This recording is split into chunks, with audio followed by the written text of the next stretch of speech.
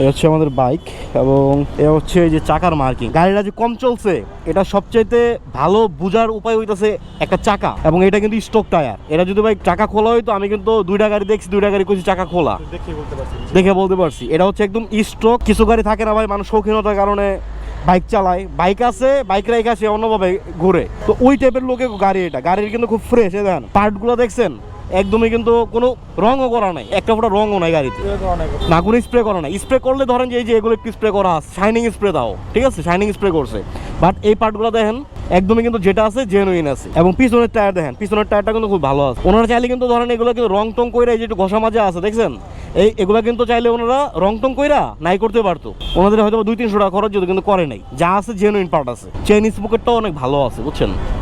মানে আমার মতে ভাই, আমি তো ভাবছিলাম এটা 2 লাখ টাকা, কারণ নাম্বার করা গাড়ি, আমি ভাবছিলাম হয়তো 2 লাখ বা 2,05,000 টাকা দাম চাইবো। ওনারা কিনছে কমে, ব্যস্ত আছে কমে, এই আর কি বিষয়টা।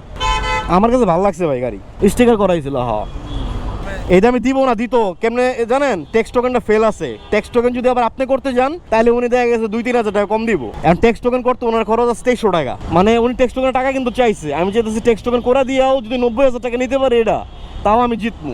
তাও 85 বলছি, দেখা যাক কি হয়। চলেন।